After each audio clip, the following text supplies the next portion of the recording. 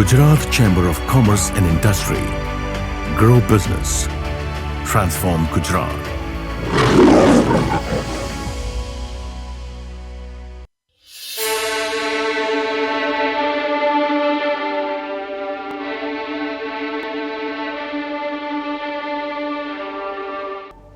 વેલ 27 વર્ષ પહેલાં આ મારી કારકિર્દીની શરૂઆત થઈ. તો જ્યારે કારકિર્દીની શરૂઆત થઈ ત્યારે હું એક ક્રિએટિવ રાઇટરના રૂપમાં મેં કામ શરૂ કર્યું અને 2 વર્ષમાં હું સમજી શક્યો કે જે રીતે હું અને તમે બે વ્યક્તિ એકબીજા સાથે સંવાદ કરતા હોય છે એ રીતે કોઈ પણ પ્રોડક્ટ કે કોઈ પણ બિઝનેસ કે કોઈ પણ કંપની એમને એમના ગ્રાહકો સાથે, એમના ટાર્ગેટ ઓડિયન્સ સાથે સતત નિરંતર સંવાદ કરવાની આવશ્યકતા છે. તો સવાલ એ છે કે તમે શું બોલો, કઈ ભાષામાં બોલો, કયા ટાર્ગેટ ઓડિયન્સ એટલે કે કયા એજ ગ્રુપ સાથે વાત કરો, કયા જેન્ડર સાથે વાત કરો, કયા સોશિયો ઇકોનોમિક કન્ડિશનના આપણા ટાર્ગેટ ઓડિયન્સ સાથે વાત કરો, કઈ ભાષામાં વાત કરો, પછી કયા માધ્યમથી વાત કરો એટલે કે પ્રિન્ટ કેમ્પેનથી વાત કરો, રેડિયોથી વાત કરો, ટેલિવિઝનથી, અને હવે તો આપ જાણો છો કે ડિજિટલનો પણ યુગ છે. તો અલગ અલગ માધ્યમો બદલાય અને તમે કન્ટેન્ટ કયા પ્રકારનો જે મેસેજ તમે આપો છો એ શું હોય અને કેટલા અંતરાલમાં તમે આપો છો, અને આ બધી વાતો કર્યા પછી એટલે કે સંવાદ સ્થાપ્યા પછી કયા પ્રકારનો ભાવ એટલે કે કયા પ્રકારનું ઇમોશન એ પ્રોડક્ટ, એ કંપની કે બિઝનેસ અને એમના ટાર્ગેટ ઓડિયન્સ એટલે કે એમના ગ્રાહકો વચ્ચે સ્થાપિત થાય છે. કારણ કે જો ભાવનાઓ સ્થાપિત થાય તો એ પ્રોડક્ટ ગ્રાહકો સાથે કનેક્ટ થાય, અને એ કનેક્શન થયું છે કે કેમ એ એમના બેલેન્સ શીટ ઉપરથી તરત ખબર પડી જાય. એટલે બ્રાન્ડ સફળ થયું કે ન સફળ થયું એની ખબર પડે. તો મને આ કામ ગમ્યું, મને મજા પણ પડી અને મને થયું કે એક યુવાન વ્યક્તિ પ્રોફેશનલ તરીકે મને થયું કે આ બહુ સુંદર કામ છે, સરસ કામ છે. એટલે પછી મને થયું કે આ જ કામ કરવું છે અને એ રીતે મેં શરૂઆત કરી. અને એવું પણ નથી કે કેવળ ક્રિએટિવ રાઇટિંગથી બ્રાન્ડ બિલ્ડ થતી હોય છે. આમાં અનેક પ્રકારના રિસર્ચની આવશ્યકતા છે કે ભાઈ કન્ઝ્યુમર બિહેવિયર શું છે, કન્ઝ્યુમર બાઇંગ પેટર્ન શું છે, કન્ઝ્યુમર બાઇંગ પેટર્ન કયા આધારે શિફ્ટ થાય છે, ન્યૂ પ્રોડક્ટને લોકો સ્વીકારે છે તો શું એનો આધાર હોય છે. તો all these needed some extremely good research. એટલે મને થયું કે હું જ્યાર સુધી રિસર્ચનો વિદ્યાર્થી નહીં બનું અથવા મારો જે મિજાજ છે, સ્વભાવ, એની અંદર એનાલિટિકલ શક્તિ નહીં આવે તો કદાચ હું મારા જે ગ્રાહકો છે, મારા ક્લાયન્ટ્સને સર્વ નહીં કરી શકું. Then I went on to do my PhD. તો પીએચડીની અંદર કેવળ એટલું હતું કે પીએચડીથી રિસર્ચ કરવાનો મારો જે મિજાજ છે, મારો જે સ્વભાવ છે, મારો જે એપ્રોચ છે એ ડિફાઇન થશે.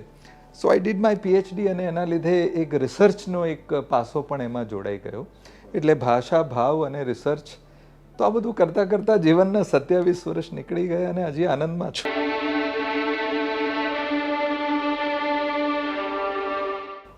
વોટ કેપ્ટ મી ગોઈંગમાં I will just be philosophical કે હું એવું માનું છું કે જિંદગી જીવવા માટે કેવળ 2 જ ઉદ્દેશો હોઈ શકે. આત્મનઃ મોક્ષાર્થે જગત હિતાય, તમારું કલ્યાણ થાય અને સાથે સાથે તમે જે કાર્ય કરો છો એનાથી તમે કોઈને લાભ પહોંચાડી શકો. અને આ 2 પાસા જો સેટિસ્ફાઈ થતા હોય તો એ કામ તમારે જીવન પર્યંત કરવું જોઈએ એવું મારો વ્યક્તિગત મત છે. આની અંદર હું પણ ડેવલપ થયો, મારું નોલેજ ડેવલપ થયું અને મારા જે પણ ક્લાયન્ટ્સ છે હું એમની પણ સેવા કરી શક્યો અને એ દ્રષ્ટિએ મારા દેશની પણ હું સેવા કરી શક્યો. એટલે there is a win win situation.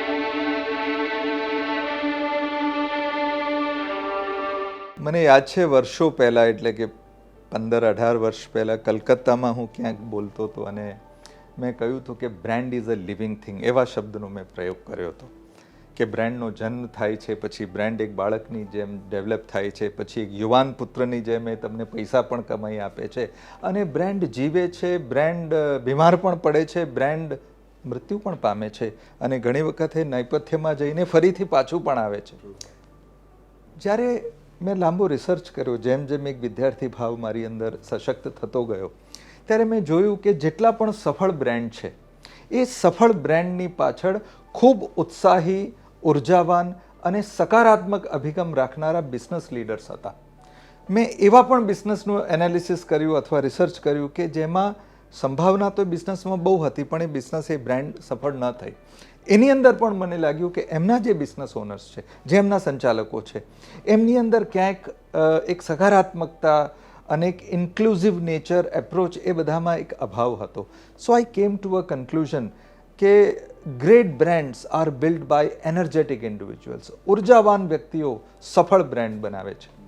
એનો એ મતલબ છે કે તમારા બ્રાન્ડની તમારા વ્યક્તિગત તમે શું છો, તમારા વ્યક્તિત્વ સાથે એનો એક નાતો છે. તમે એઝ અ બ્રાન્ડ લીડર, એ બિઝનેસના ઓનર તરીકે તમે કોણ છો, શું છો, તમારા મૂલ્યો શું છે, તમારો અભિગમ શું છે અને તમે કઈ રીતે વર્તન કરો છો, બિઝનેસ ચલાવો છો, આ બધું જ તમારા બેલેન્સ શીટ પર રિફ્લેક્ટ થાય છે. એટલા માટે મને થયું કે personal branding is very important. અને તત્પશ્ચાત હું બધા જ મારા જે ક્લાયન્ટ્સ છે એમને મેં આઈ સ્ટાર્ટેડ લેઇંગ સ્ટ્રેસ કે તમે પોતાની ઉપર પણ ધ્યાન દો, કે તમે બધું જ એક વ્યક્તિત્વનો આયામ બહુ બહોળો હોય છે. તો એની અંદર સ્ટડી કરીને બ્રાન્ડની અંદર જેટલી મહેનત હું કરતો હતો એટલું જે વ્યક્તિ તરીકે બ્રાન્ડ ઓનરમાં પણ મેં કરવાની શરૂ કર્યું. અને બિલીવ મી, કમાલના રિઝલ્ટ્સ આવ્યા. અને આ બધી થિયરીઝ પર્સનલ બ્રાન્ડિંગની અમેરિકામાં અને બધું થોડું પ્રચલનમાં છે. તો 15-18 વર્ષ પહેલાં મેં જ્યારે શરૂ કર્યું, અને ઇવન આજે for that matter personal branding લોકો આ શબ્દથી તો પરિચિત છે, પણ એઝ અ સબ્જેક્ટ હું માનું છું હજી એટલું પ્રચલનમાં નથી. પણ I am always interested in human beings, because ultimately it's human beings જે આ બધું બનાવતા હોય છે. મનુષ્યથી વધારે મહત્ત્વનું કશું જ નથી હોતું. સો દેટ્સ વાય પર્સનલ બ્રાન્ડિંગ.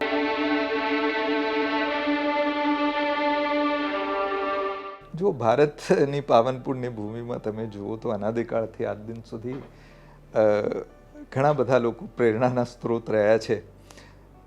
પણ મને ધીરુભાઈ અંબાણી, કારણ કે એમને શૂન્યમાંથી સર્જન કર્યું, મને એમ લાગે હું બહુ જ એમનાથી ઇન્સ્પાયર્ડ છું. રતન ટાટા, આ બધા બહુ જ મોટા નામ છે. પણ માની લો કે આપણા અમદાવાદની વાત કરું તો પછી ઓનેસ્ટ ભાજીપાવ ટાઈપ હોય, કે પછી ગાંઠિયા રથ હોય, કે for that matter you know there are many small brands કે જેમને મેં આજથી 25-30 વર્ષ પહેલાં, તો એમના જે ઓનર્સ છે બધા, એવા ઘણા બધા લોકો છે કે જેમણે, અને સૌથી મોટી વસ્તુ નરેન્દ્રભાઈ મોદી, આપણા ઓનરેબલ પ્રાઇમ મિનિસ્ટર, એમનું જે રીતે એક વ્યક્તિત્વ વિકાસ, કે આખી સરકાર અને ભારતીય જનતા પાર્ટી એ બધું એક પર્સનાલિટીની આજુબાજુ રિવોલ્વ થાય છે.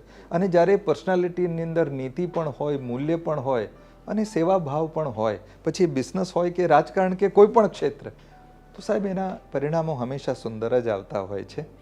એટલે I think our country is full of ઇન્સ્પિરેશન્સ. મારે નામ આપવાનું, હું તો 30 મિનિટ નામ આપી શકું.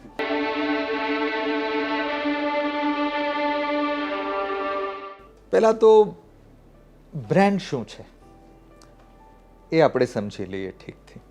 એટલા માટે કે જ્યારે મોટી કંપનીમાં કે IIM અમદાવાદ કે બિઝનેસ સ્કૂલ્સમાં આપણે વાત કરતા હોઈએ તો ઘણા બધા મેનેજમેન્ટ જાર્ગોન્સ, એ બધા શબ્દાવલી આપણે એનો ઉપયોગ કરતા હોઈએ છીએ.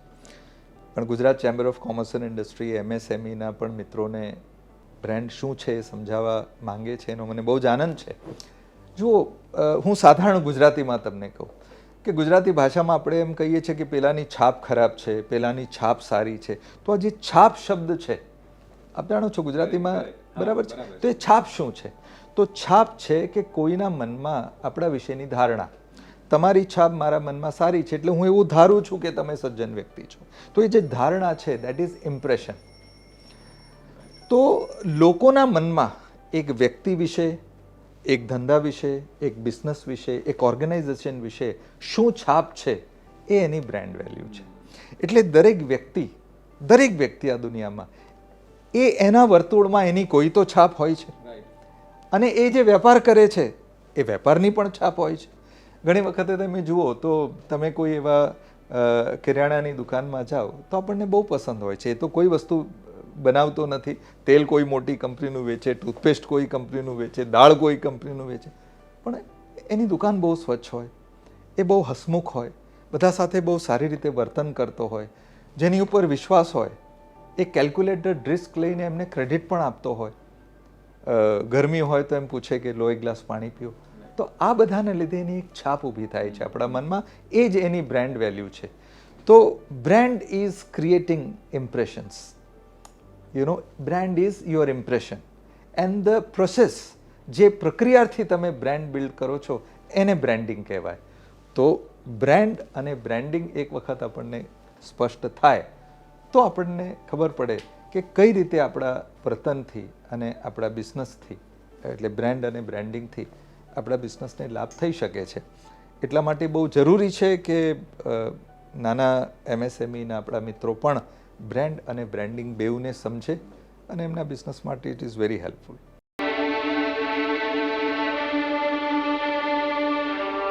જુઓ, આ થોડી લાંબી વાત થશે.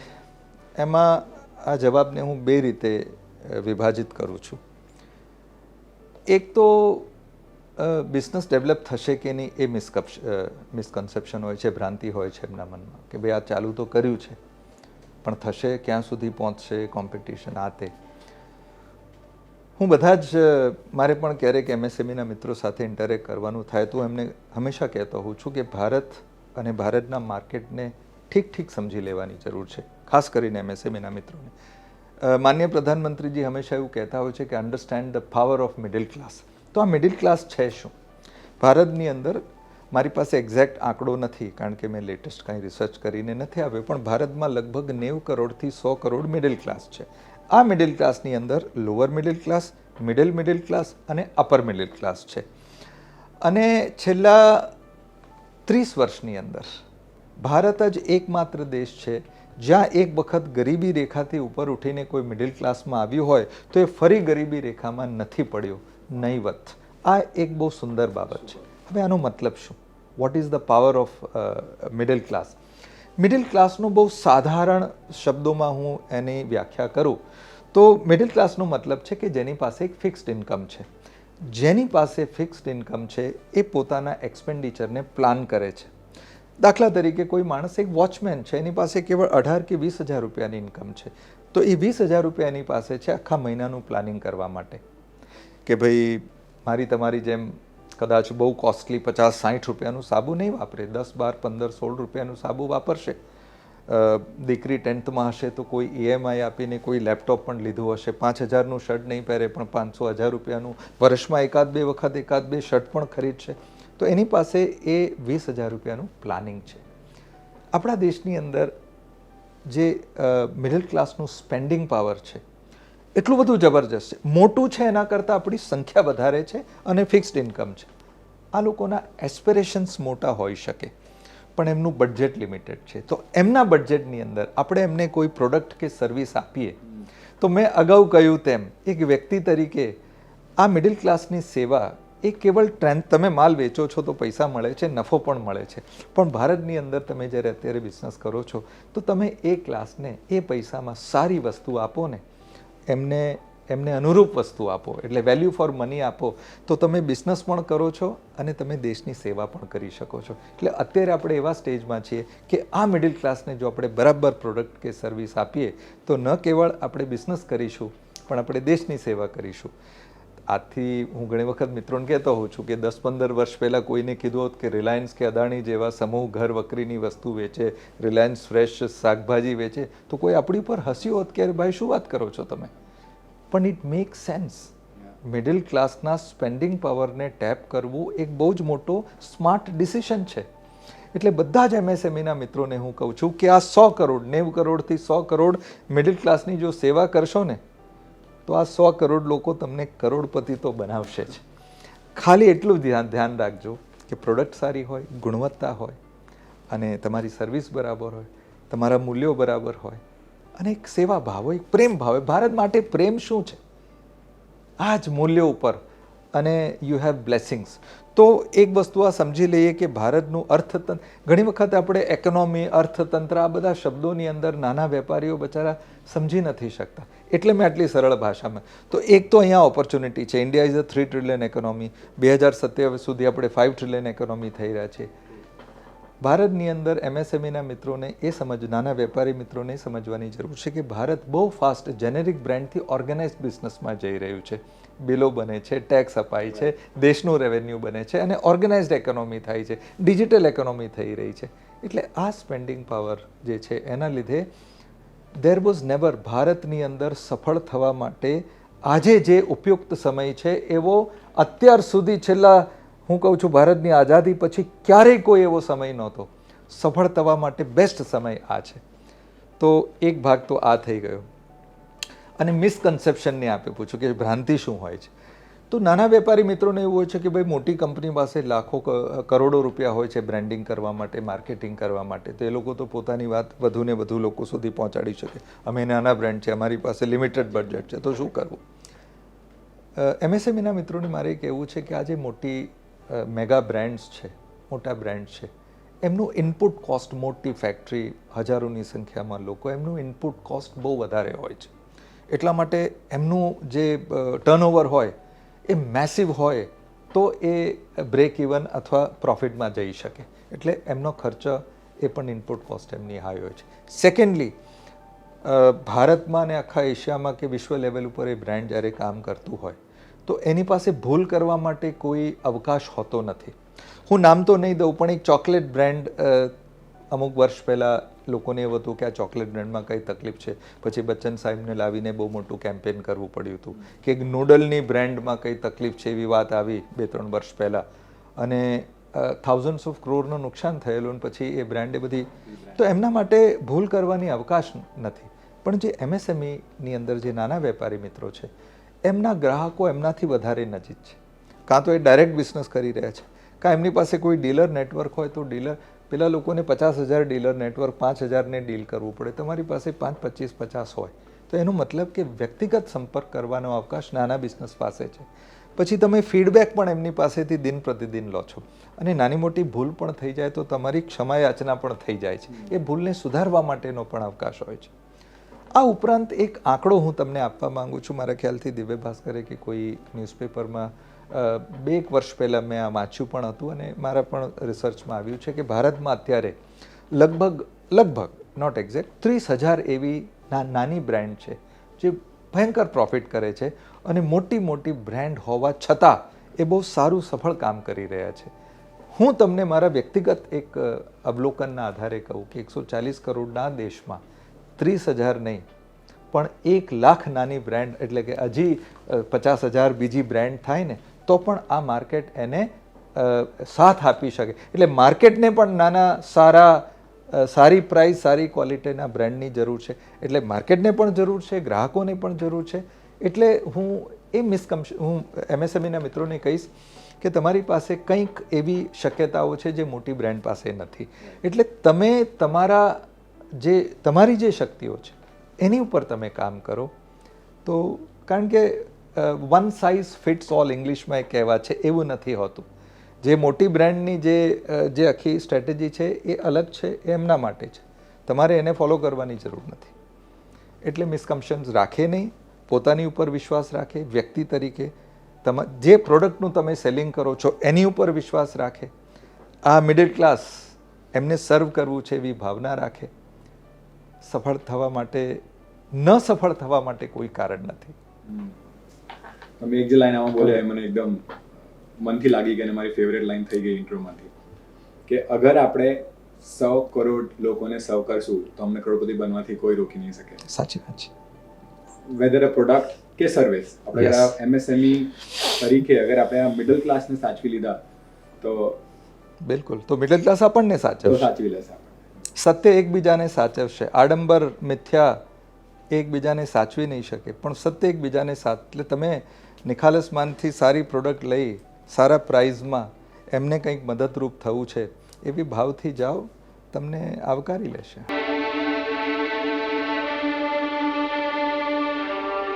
ફ્યુચર બહુ સ્ટ્રોંગ છે. એટલા માટે અગેન આપણે 3 ટ્રિલિયનની ઇકોનોમી છીએ.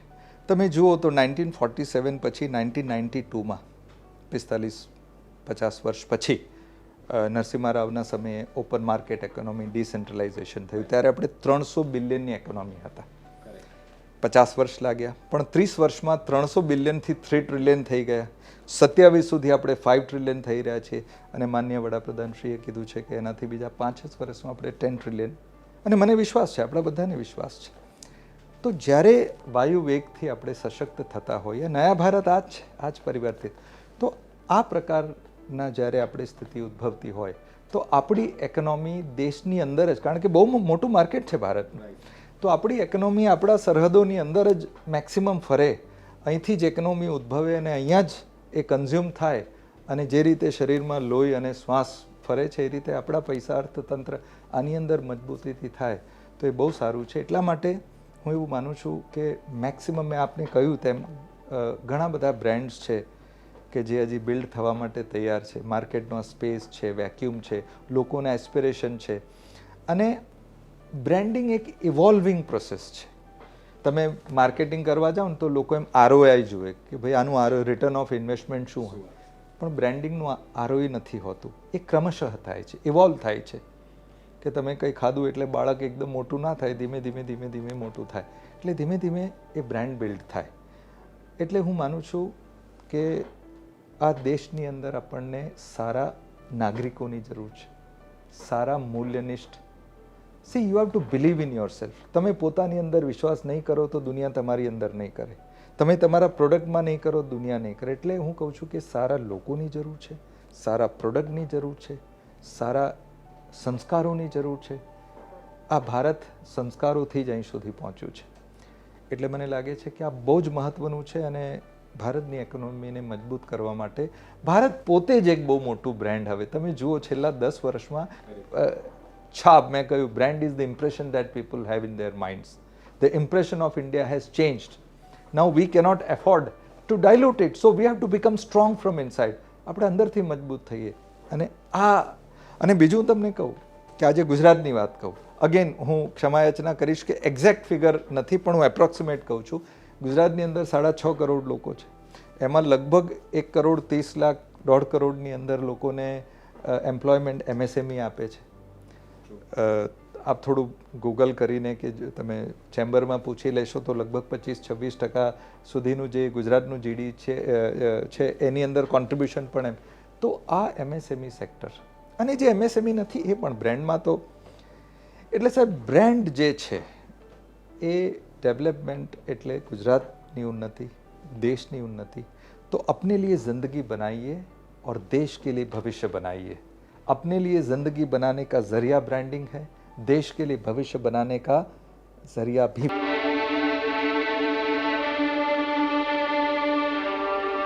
જો બ્રાન્ડિંગ, હું પહેલાં એમ કહીશ કે બ્રાન્ડિંગ અને બ્રાન્ડને લોકો સમજે અને બ્રાન્ડિંગ માટે પોતાનું માઇન્ડસેટ તૈયાર કરે. કેમ? એટલા માટે કે બ્રાન્ડિંગ એ નિઃશુલ્ક એટલે મફત, પૈસા વગર પણ થઈ શકે, ઓછા પૈસે પણ થઈ શકે, અને કરોડો રૂપિયાના બજેટથી પણ થઈ શકે. મેં અગાઉ કહ્યું તેમ તમે બહુ સારી રીતે વર્તન કરો છો, મીન્સ તમે સારા કપડાં પહેરો છો, તમે સ્ટડી કરો છો તમારા સબ્જેક્ટ, તમારા પ્રોડક્ટ વિશે, તમે તમારા ગ્રાહકોને એજ્યુકેટ કરો છો, તમે હેલ્પફુલ થાઓ છો, you are just a call અવે. એમની કોઈ સમસ્યા હોય તો આ બધામાં પૈસા નથી જતા, તમારું પર્સનલ ઇન્વેસ્ટમેન્ટ છે, તો એનાથી પણ તમારી ઇમ્પ્રેશન સુધરે છે. ઓછા પૈસામાં શું થઈ શકે? તો તમે જાણો છો કે સરસ આજે તમે વેબસાઇટ કરી શકો. પહેલાં તો વેબસાઇટ ડિઝાઇનરો પાસે જ જવું પડતું હતું, અત્યારે તો રેડીમેડ ટેમ્પલેટ્સ છે. તમે ખાલી તમારા ફોટોગ્રાફ તમે અપલોડ કરો અને તમારું ટેક્સ્ટ અપલોડ કરો.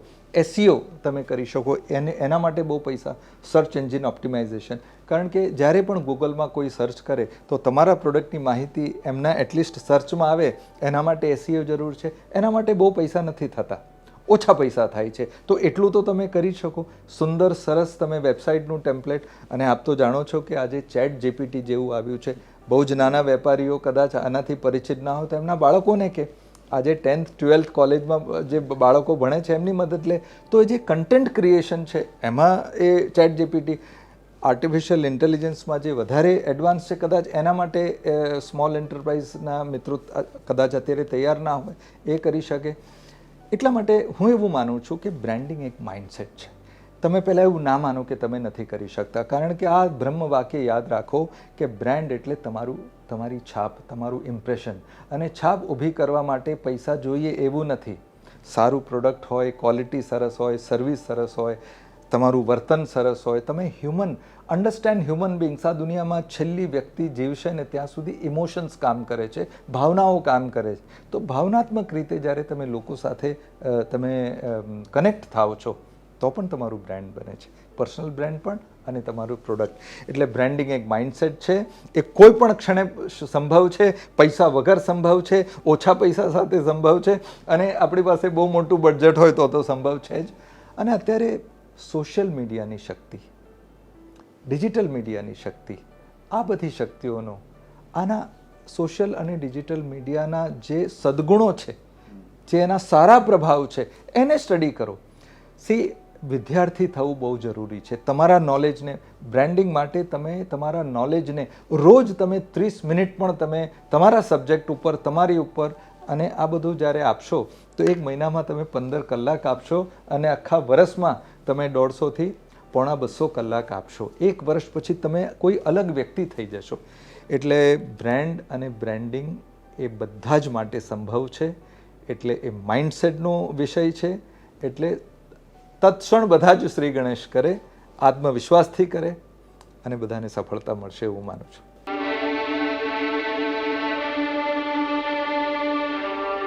બ્રાન્ડિંગને મેં કહ્યું કે branding is about creating impression. હવે તમારા પ્રોડક્ટની ઇમ્પ્રેશન માટે તમારું બ્રાન્ડ પોઝિશનિંગ, આ શબ્દ છે બ્રાન્ડ પોઝિશનિંગ. આપણે સાધારણ ભાષામાં સમજીએ કે બ્રાન્ડ પોઝિશનિંગ હોય શું. ઠંડા મતલબ કોકોકોલા, તો કોકોકોલા કહી દીધું કે ઠંડા એટલે હું, બરાબર છે.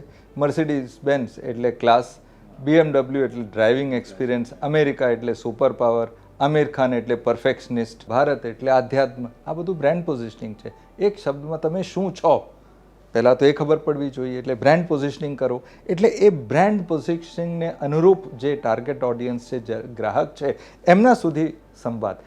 Brand positioning is something like GPS હોય છે તો આપણને દિશા બરાબર મળે છે, ખોટી દિશા નથી પહોંચતા. મનુષ્યના રૂપમાં આપણા શાસ્ત્રોમાં પણ લખ્યું છે કે આપણે અંત કંઈ ખોટું કરીએ ને તો અંદરથી અવાજ આવે છે કે આવું નહોતું કરવા જેવું. તો અંદર એક પોઝિશનિંગ છે, જીપીએસ છે.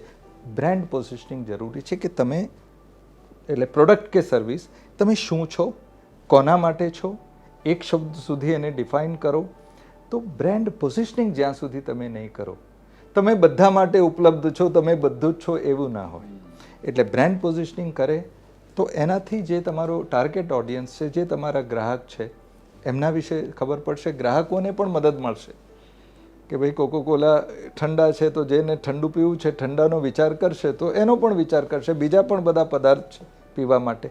તો એક બ્રાન્ડ પોઝિશનિંગ તમને દિશા આપે છે, અને એમાંથી ઘણું બધું બ્રાન્ડિંગની એક્ટિવિટીઝ ઊભી થતી હોય છે. એટલે હું બધાને કહીશ કે જે રીતે જીપીએસ હોય છે એ રીતે બ્રાન્ડ પોઝિશનિંગનું ધ્યાન રાખો. તમારી દિશા ધીમે કદાચ હોઈ શકે પણ ખોટી નહીં પડે. Gujarat Chamber of Commerce and Industry. Grow business. Transform Gujarat.